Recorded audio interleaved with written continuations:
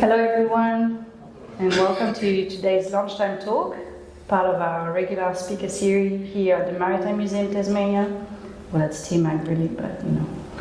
Before we begin, on behalf of the Maritime Museum Tasmania, I would like to acknowledge the Palawa Pakana people as the traditional and ongoing custodians of the skies, lands and waters of Loturuita. We pay our respects to the elders, past and present, and acknowledge that sovereignty has never been ceded. It is our great pleasure to introduce today's speaker, Dr. Joel Pedro. Dr. Pedro is a paleoclimate scientist with the Australian Antarctic Division, where he leads the Million-Year Ice Core project. This project is a groundbreaking initiative that seeks to uncover the Earth's climate history through deep ice core drilling in Antarctica. Dr. Pedro has recently returned from Antarctica, and we are delighted to have him here today to share his experience, discoveries, and the significance of this important work. Please join me in giving a warm welcome to Dr. Joel Pedro. Thanks, Cami. No and it feels a bit like I've just returned from Antarctica here today as well. It's cold, isn't it? I'll just get my... Can I drink this water? Is that? Yeah, that's for you. Yep. Yeah. All right. We're going to go on a bit of an adventure into the Antarctic ice sheet and sort of across time to look at the motivation for the Million-Year Ice Core project, which is a quest to obtain Antarctica's oldest continuous ice core. And I'm going to speak a bit about the field work we did in Antarctica this summer just gone past. I've been back for about 3 weeks.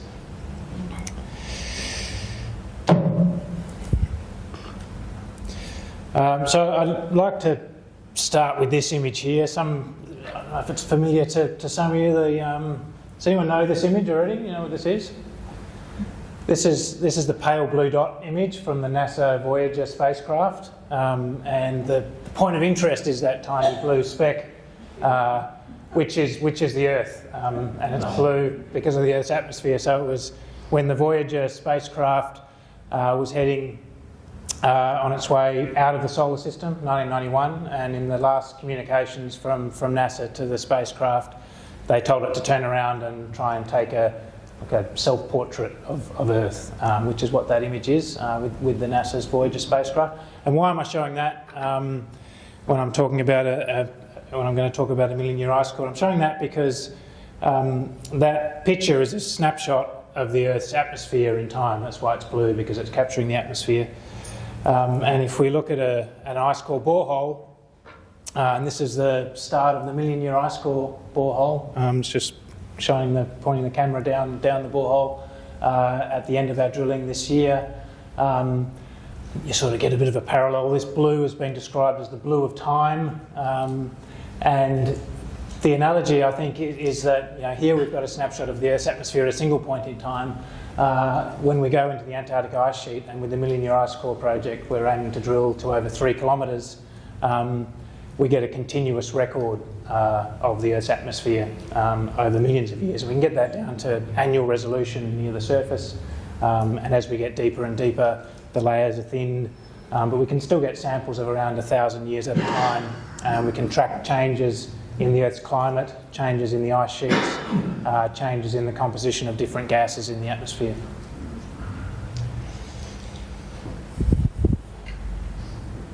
Maybe if I turn the lights off, we might get a little bit better pictures up there. Close this too.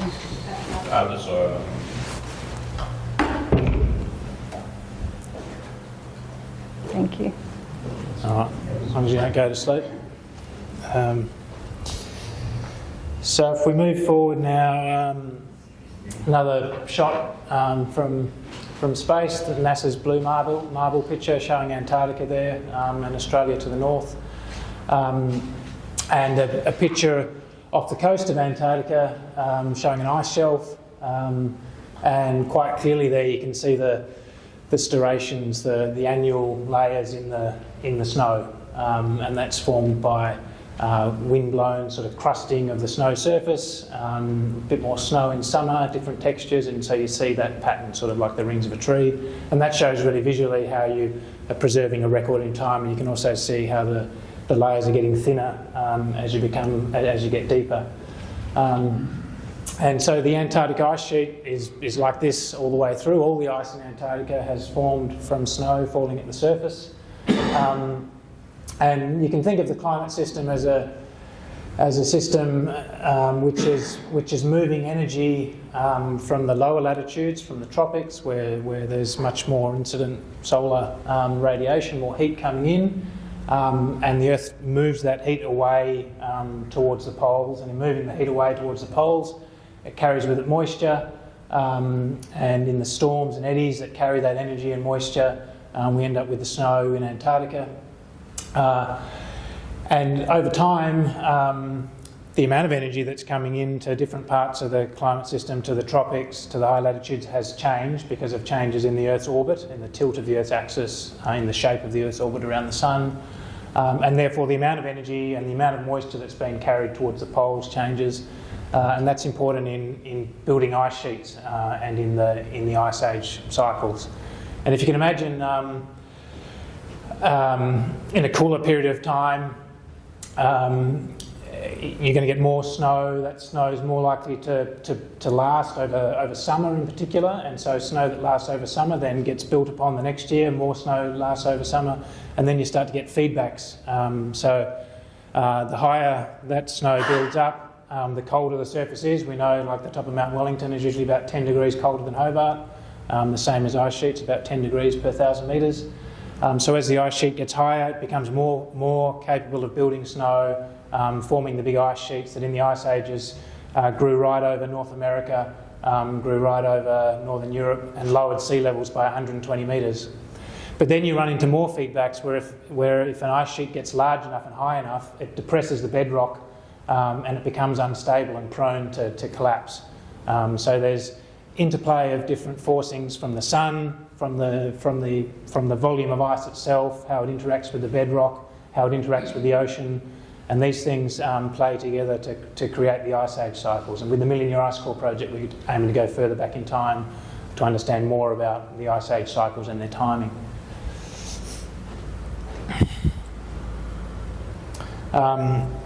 So within the ice, so here's a picture from the face of the ice core drill this summer. And if you take a thin section of an ice core, you see these beautiful bubbles preserved within the ice. And those bubbles are perfect little time capsules of the Earth's atmosphere. So if we look at this picture here, in the top tens of metres, air can still sort of flow through the snow. It's called firn as it gets denser and denser. And then there comes a point at about 60 or 80 metres where it's so compressed that the bubbles get locked in. And then that atmosphere gets preserved. We can drill, we can crush a sample and release the air and measure the past atmospheric composition of the Earth. And so the aim of the Million Year Ice Core is to do that over 1 million years. In addition to the gases, the ice is also preserving information about things like volcanic activity through levels of sulfate that we can measure in the ice. It's preserving information about past temperature, which we'll get to in a second, but I want to give a little bit of context here on part of the motivation for this is to understand and to gain more information to test our models and improve projections of future climate by understanding climate and its forcings in the past. And so here we have the record of CO2 from the Cape Grim station that's run by CSIRO and the Bureau of Meteorology. So this goes back just to 1970, this record. And you see you're all aware of this, the increase in CO2 over that time from around 330 parts per million up to 422 back in February, which is the latest data that I downloaded this morning. In the absence of ice cores, records like this would be our longest continuous records of CO2. So we would only have CO2 data for 30 to 50 years as I'm on a lower record that goes back a bit further. So we'd have very little context of how unusual this is in periods of thousands or even hundreds of thousands of years. But it was Australian work going back to the to the late 80s and early 90s that extended the continuous CO2 record back over 2,000 years. And so the yellow line there is the same data from Cape Grim, the last 30 years. And in this scale, with our axes like this, it looks pretty close to a straight line, right? It's going up at about 3 ppm per year, 30 ppm a decade.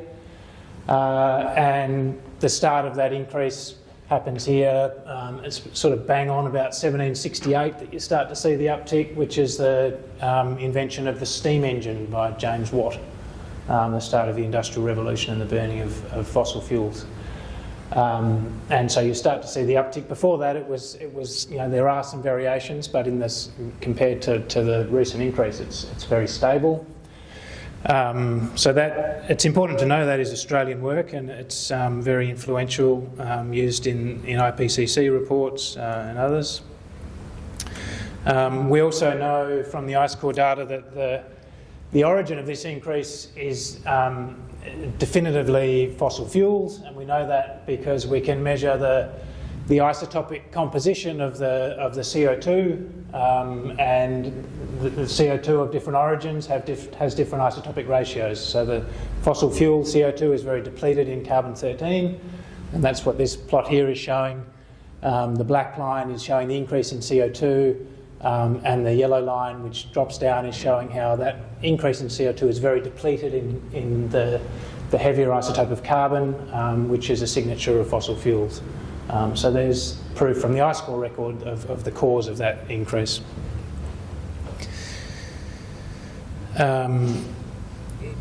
We can also get information about past temperature from the ice cores, and we're getting a little bit of chemistry and physics here, but the principle is that there's a very small fraction of water in the ocean that is the heavier isotope.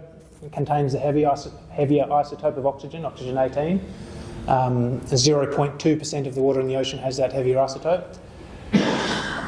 That makes the water molecule heavier, and heavier things are less likely to evaporate. So in the clouds, in the evaporation that comes off the ocean, it's depleted in the water with that heavier isotope. As the clouds travel towards Antarctica, the heavier water molecules are more likely to condense out as rain. So through that process, we deplete more and more the amount of oxygen 18 in the snow that ends up falling in Antarctica. The amount of depletion is set by the temperature difference between the ocean and Antarctica, and so then we have a method to look at changes in Antarctic temperature over a long period of time. And as sort of proof of that, we can see a record here, which is temperature measured on automatic weather stations, and our isotopic ratio showing very nice match between temperature from the weather stations and from the water isotope ratio. Similarly, you can the figure at the top is showing a relationship between temperature and water isotope. So you can use that to then look into the past and get temperature from measuring the water isotopic composition in the ice. And so the longest ice core record currently is this record from, it's called the Epica Dome C record, that was finished in the early 2000s. And the domes at the top there is the site where this core was drilled. It's about 1,200 kilometres inland from the coast in Antarctica. And it spans, from modern day here, and this is that CO2 increase since the Industrial Revolution, right back to 800,000 years. And through that period of time, we see the thing that really stands out is this sawtooth pattern, which is the cycling of Earth's climate between the ice ages. When temperature is colder, CO2 is lower. And what's called the interglacials, or warm periods, when CO2 is higher and temperature is higher. And this period of time overlaps with a significant period in human evolution. Homo heidelbergensis, which is the common ancestor of sapiens and Neanderthals, appears in the fossil record around 800,000 years ago. This is one of my mates who was a driller. I use him as a representative Homo sapien. But we appear in the fossil record about 300,000 years ago, modern Homo sapiens, and then Neanderthal extinction is here around 30 to 40,000 years ago, so there's a sense of time. And so this is spanning 800,000 years, and it's important to have in mind when you look at curves like this that the Earth is being totally transformed from these ice age periods to the warm periods. The picture at the top there is showing how the ice sheets would look in one of these ice ages when we're in these periods. And that's where you see, the whole of North America is covered in ice, and also Northern Europe. And sea levels are lower by 120 metres. And then you get these warmings out of the glacial periods when you start to kick off these feedbacks. As the ice sheet becomes smaller, it's also lower, so that warms it so it can retreat faster. And you get albedo feedbacks as well. And this data is the most highly cited scientific data from Antarctica. It's been influential in a whole range of fields, from understanding ocean circulation, how the ice sheets are behaving, the carbon cycle, many sources of information from these records. Of course, that increase in CO2 since the Industrial Revolution is driving increase in global temperature. So this figure is the average temperature of the Earth's surface, and we can see since 1940 we've got an increase of about 1.4 degrees. It's also having effect on the ice sheets, which, if I play a video here, this is showing where both Antarctica and Greenland are losing mass. Antarctica has been a bit slower to respond, so this is going back to 2002, but is now also starting to lose mass. Greenland is lower than Antarctica and warmer than Antarctica, and is losing mass further in from the coast. Because of that, it's losing mass by surface melt. Whereas a lot of the mass that's being lost from Antarctica is lost from these areas on the coast where warmer waters are encroaching under the ice shelves and melting the ice shelves and speeding up the flow of the ice shelves and the ice behind it. And these are actually big changes. So the scale here is showing how many metres of surface elevation there is changed in Antarctica. So in these regions in West Antarctica, we've already seen over 6 metres of depression of the surface over those areas, and we're starting to see big changes here in East Antarctica, which is the Australian sector at the moment, in areas like the Wilkes Basin and the Aurora Basin.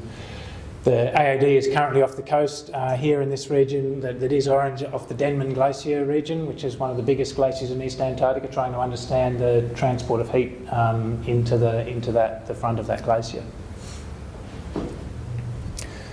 So I'm sort of touching on this because the work we do looking into the past and the work we do at the moment in the Antarctic Division with the NUINA, with observations from space. This work is done by looking at changes in the gravity of the ice sheets from satellite records. So the amount of mass is what's being detected there. We cooperate with NASA and people in America and with Europeans on that sort of work. And it all combines together to try and give a complete picture of the changes in Antarctica and what's driving them.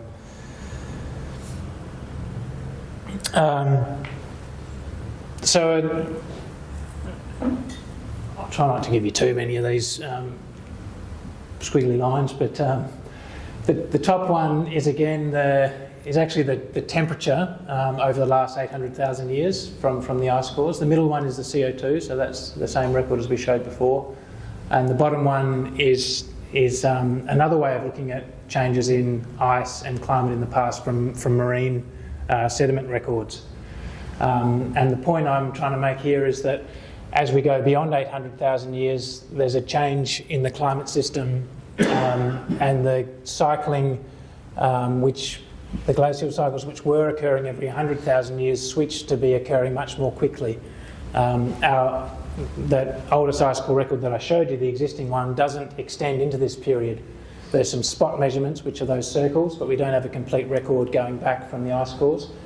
So the motivation of million-year ice core is to extend into this, what's called the 40,000-year world, and trying to understand why this change in the ice age cycles occurred. What we do know is that there was the periodicities in the Earth's orbit were beating away across this whole period with the same frequency, so you can't explain this by something external to the Earth. It's something internal to the climate system that's caused it to lock on to a different component of orbital variability. And so one way to think about this is that for the last 800,000 years, this is called a stability diagram, and if you look at on the left side here, you see this sort of little well, and you can imagine a ball rolling up and down in that trough, which is like the ice age cycles from cold to warm in a cycle. But with enough of a push, you push outside that cycle and can destabilise the climate system into a different state that we haven't seen for millions of years. What we're trying to do with projects like Million Year Ice Core and with those links that I showed you to some of the satellite records and trying to understand what's happening on the coast is work out where the threshold is, where the guardrails are, how close are we to tipping points where we get too many positive feedbacks that reinforce each other, and it becomes hard to return to this cycle that we were in.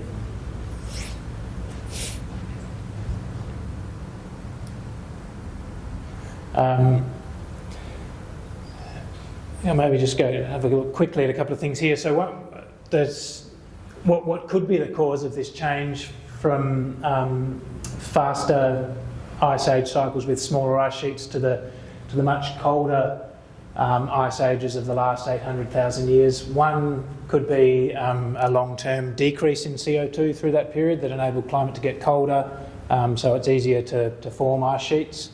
So if we get a continuous ice core record, we can test that hypothesis. Another is that during this period before 800,000 years, ice sheets were coming and going more quickly, that what's called the regolith, you see that brown layer beneath the ice here. If we imagine this is the ice sheets in the northern hemisphere and they're advancing and retreating, that they wore away that regolith until it was all gone. That regolith acts kind of as a lubricant, stops the ice from growing too high, and that once you remove that, the ice then is more sticky on the crystalline bedrock that's left, which would enable the ice sheet to grow higher. So that's one theory that we want to test about this change. We can test that by measuring some of the gases in the ice that are given off by crystalline bedrock. Another is that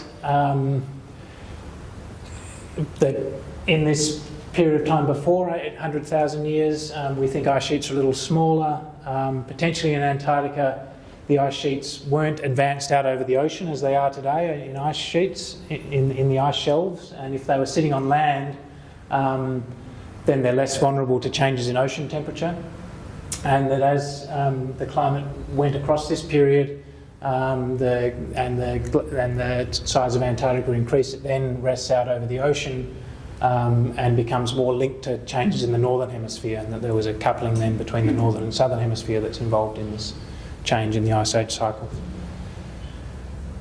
So now going a little bit to Australia's pathway to the current Million Year Ice Core project. The record I showed earlier in the talk was from this Law Dome record, which was drilled in the 90s up on Law Dome in this big drill shelter here, to a depth of about 1,200 metres. It took about 5 or 6 years or summer seasons of drilling to complete that. And But to get much older ice, so that record only reaches back about 100,000 years. The really old ice in Antarctica is much further inland, and in fact we need to go sort of over 1,000 kilometres inland to get the really old, the really old records, the really deep ice.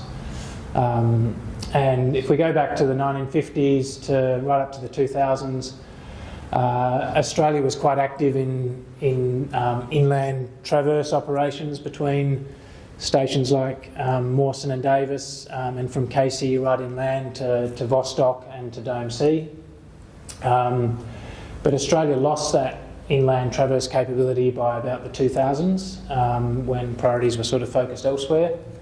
But then come around the 2010s, the scientific interest in trying to get much older ice, Antarctica's oldest possible ice, is increasing, with calls from the climate science community and the IPCC for an older record.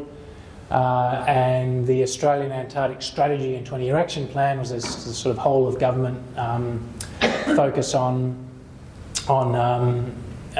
investment into Australia's role in Antarctica and the kind of work that we can excel in Antarctica, to rebuilding that traverse capability and having as the first project for the traverse capability this million-year ice core project.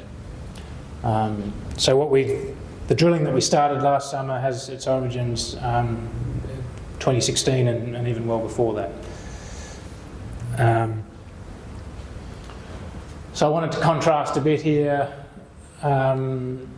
the sort of heroic age of exploration of Antarctica with the dog sled teams, and that's a picture of Mertz and Innes at the start of Mawson's Far Eastern Party expedition, and some of the modern forms of Antarctic exploration, which are really about looking inside the ice sheet and looking down to the bedrock. And this is one of my colleagues, Tas van Ommen, in a Basler DC-3, flying over Antarctica with ground penetrating radar, which produces images like the top there.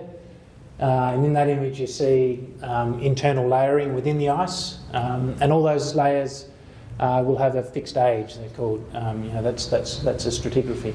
And when you drill an ice core then we can date the ice core, we know the age of these layers, and we can then propagate them through the ice sheet. We get a spatial picture of the age of ice in the ice sheet. You apply models as well, and you can expand that out. So all these red lines here are flight lines of what's called the Ice Cap project that the AD, NASA and European groups were involved in, that produce images like this that enables us to see inside the ice sheet. And this was, what I'm getting at here is this sort of work was really important in finding what is the most promising location for the oldest ice in Antarctica. And there's more than 10 years of flight lines in summer seasons that go into that, but also contribute to a whole range of other science projects. And as a bit of an example of what that sort of work does is it enables us to see, in the same way you'd think about a watershed, where the ice in Antarctica is flowing. And so you see these lines here which are showing how ice from high flows out towards the coast. Those flow paths take thousands to tens of thousands of years, but the ice is moving everywhere.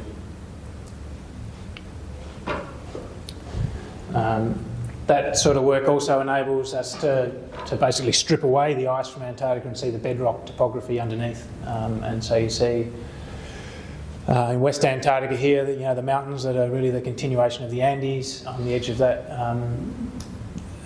the plates, and then you see East Antarctica is high, mostly above sea level. You see these big areas that are below sea level in Antarctica, that have ice sitting on top.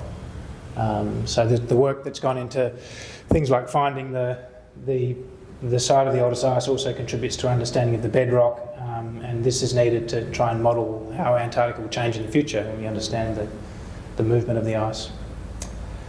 So to get our million-year ice core, we obviously need a deep drill, and here's the image of the drill there. Started the build of that around 2019, working closely with an American team and a French team.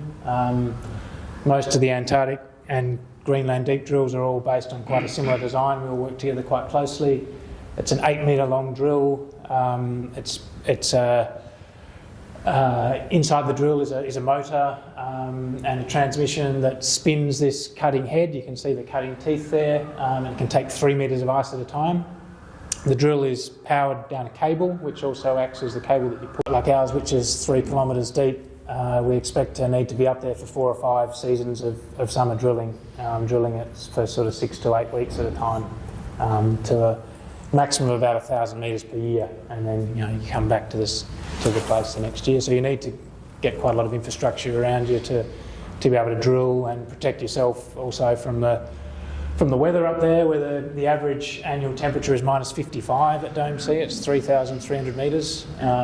Summer is minus 20 to minus 40 at night. This summer just gone by, I think the coldest is when it's windy, because it's so high and so dry. It's, with the right gear on, it's not too bad. But as soon as the wind's up around 10 or 12 knots, it's quite bitterly cold actually.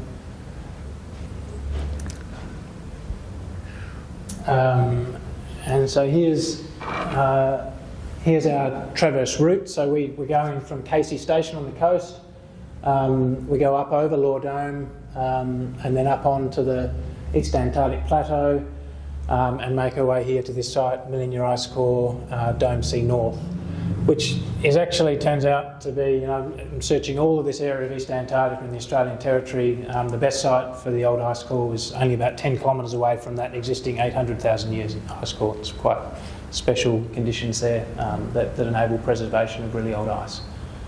So we collaborate there with the French and Europeans, and when we flew in this year, we flew in first to their base as the science team to acclimatise there to the altitude before we went to the site.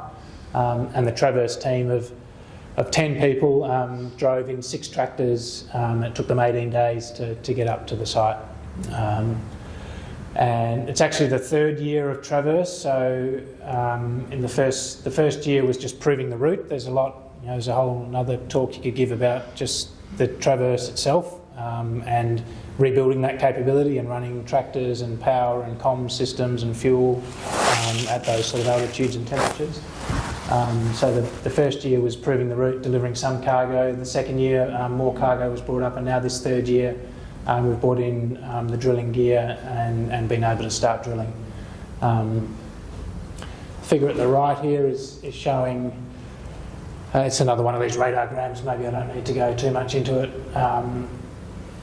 except to say that this far right line is the sweet spot where we're drilling. There is a European drilling that's going on here, this BEOI, it's called Beyond Epica Oldest Ice. They're also chasing the oldest ice in Antarctica. Some people might have heard they drilled there to bedrock this summer just past. They've been up there for 4 years.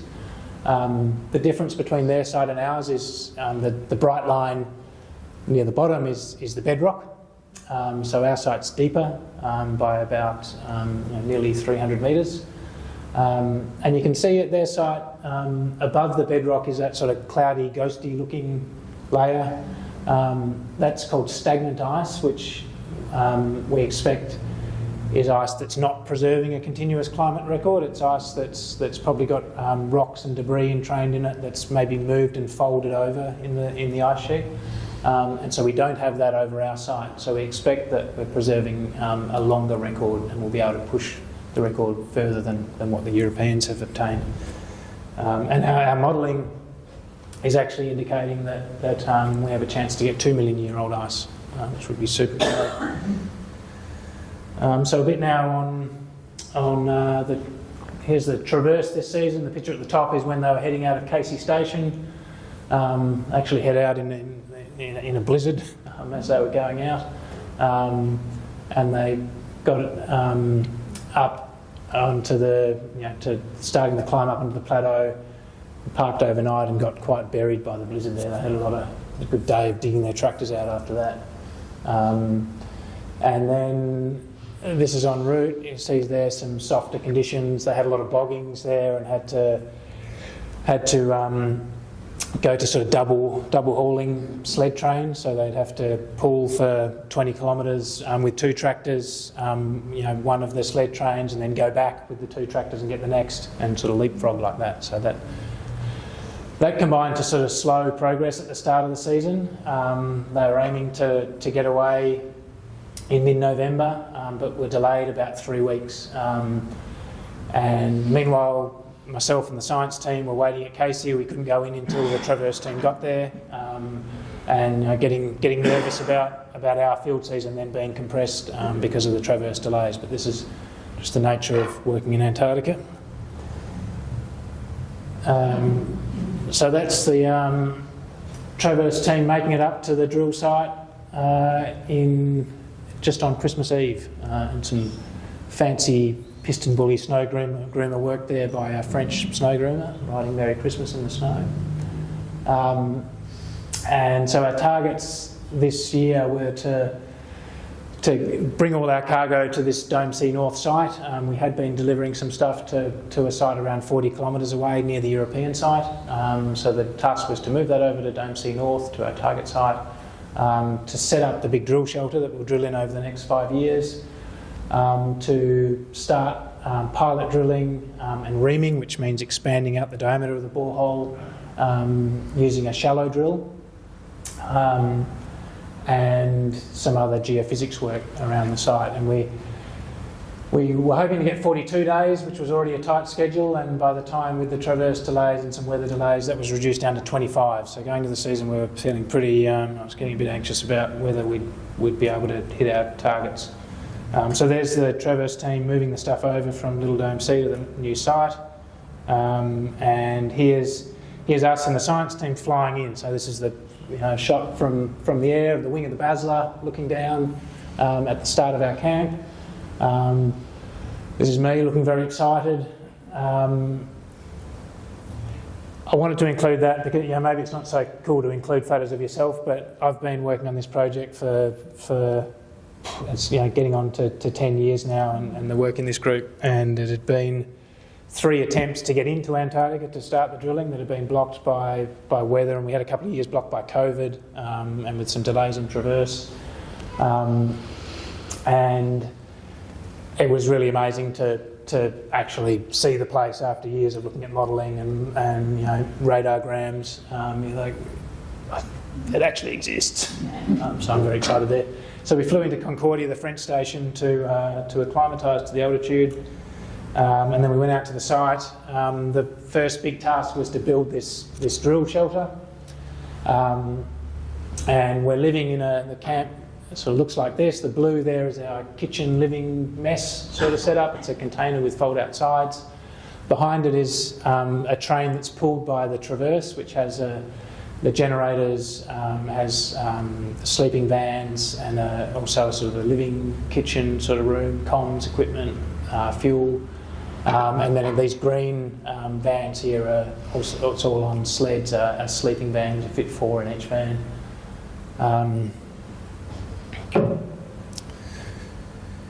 And I've got a little time lapse here of building this drill shelter. It's quite a job to build this. We had the benefit of the 10 Traverse team who were up there for the whole summer with us. One of them was a chippy. He was leading this build, and the others are diesel mechanics and plant operators, and there was a doctor and a couple of electricians, and they're all just super practical, motivated, skilled tradies. And I feel like we did a good job of building the team to have this common focus on, okay, when we get there, our objective is to get this shelter up and start drilling, and everyone just chipped in really hard and worked. When you've got 10 people having really long, busy days together, it's amazing how much gets done. And so this is from days 5 to 11 on site. We've laid out the base frame. All that LVL timber work is to support the weight of the deep drill and the winch and the core brakes, which will be many tonnes of weight once the deep drill's in. We've got a heated driller's cabin there, which the deep drill will be run from. See, the snow was blown into the floor, which helps it to set hard, more or less like concrete at those temperatures. And then we lay a grid over the top of that, and then we've got these arches, and then we're pulling the fabric over to get us out of the cold temperatures and the wind. So a bit like a Amish barn raising or something, I reckon, you see. All hands. And meanwhile, our science team was off drilling a kind of like a test core, basically. We were with our pilot shallow drill to get the drill all dialed up so that when we got into the shelter, given that we had about half the time we expected, that we could be ready to go and drill really efficiently. Also, what's going on in there in parallel is cutting a slot into the ice. We needed to cut a slot down to 6 metres depth and 6 metres length, which when I talked about the deep drill, which has an 8 metre long sonde, to get that drill down into the ice, you have to tilt it, so you have to cut a 6 metre slot that allows the drill to swing down into in the tower, and then you raise it back up, and that's how you can pull the ice core out from the horizontal position. And that was the slot cutting was one of the tough jobs, because it was down in the slot there is minus 50 degrees because it takes on the annual temperature of the snow. But once you're down there and you got working, it wasn't too bad. But we just took it in turns, did an hour or so each down there, and then come up and swap. I was pretty motivated to get this thing done, because modern bureaucracy, you have to have a lot of meetings about safety and all these. I didn't want to spend any more meetings about this slot this year, so I'm very motivated to just get it finished. We got in there and we got it done. And then with that done, we could bring in our shallow drill, which is shown here through the door, and set that up. I was going to just show here, I've got a video that shows, it's kind of interesting because it shows how the drilling looks itself.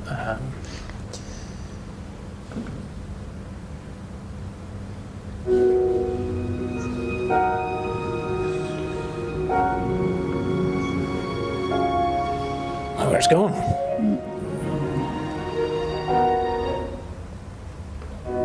There we go.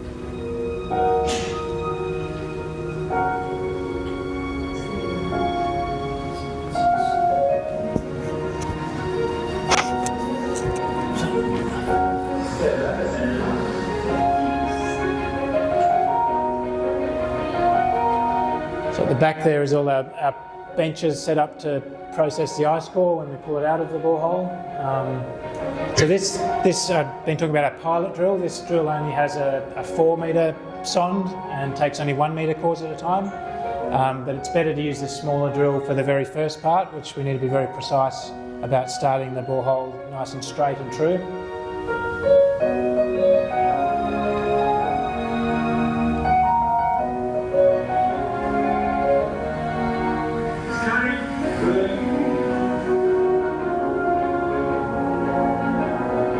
One of the coldest times in the whole season, hanging on to the drill just for that first bit as it bit into the ice to keep it steady.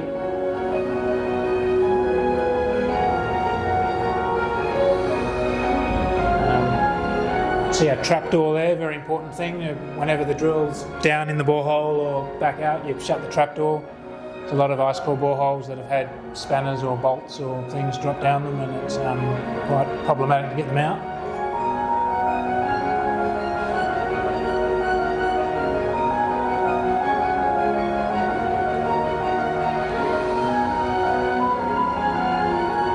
This is the very start of milling your ice core in this shot.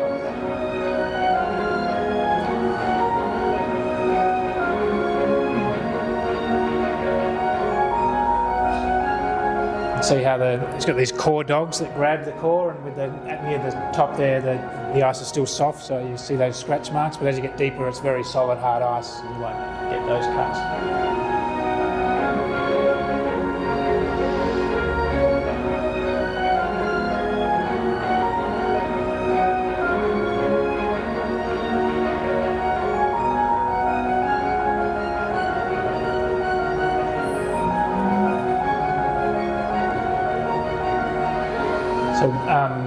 In order to get through the drilling, we decided to work in shifts, so we ran the drill for 16 hours a day. And whereas usually we'd just have our 6-person science team running the drill, so we could work in 2 shifts. We had the Traverse team and the science team. We had Traverse people come in and work on the drilling shift and with the core processing as well, so we could get a fuller day.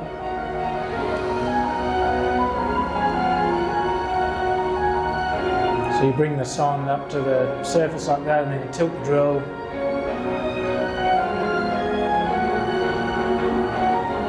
And then you can pull pushed in, and then you can pull the whole core barrel out.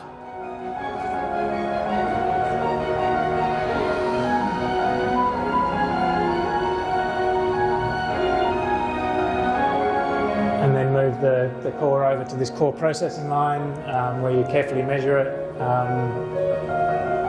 We take samples for water isotopes that I told you about by scraping them off the core.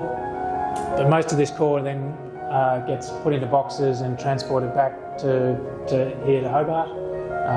It's currently out at the airport at Link Logistics, and we'll be bringing it back to the lab in the next week or 2 to start measurements on this upper section this year.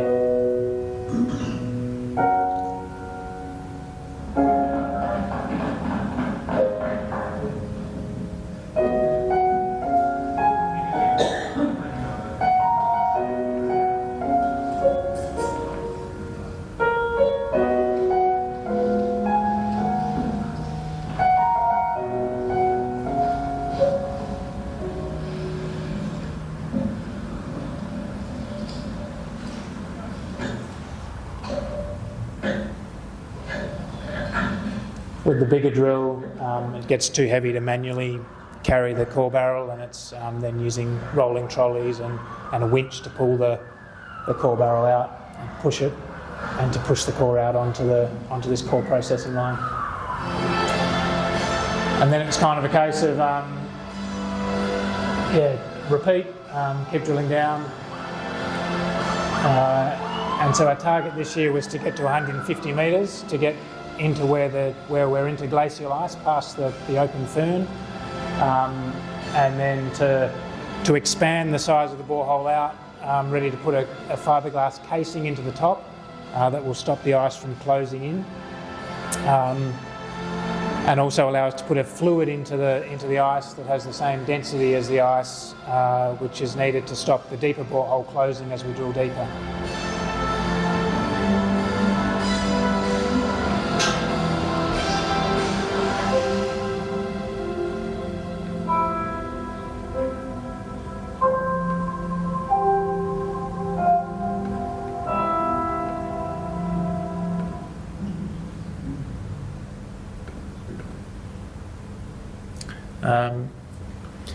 So some more pictures of drilling there, and saying how we went to shift work to try and get through our program in the limited time we had. At 90 metres we passed ice of 2,000-year-old age, which is Jesus ice, of course. We kept some of the chips from the Jesus ice, because when you drill you collect chips at the top of the drill. Kept them to sprinkle around for when miracles were needed and things like that. But most of it just went into the scotch.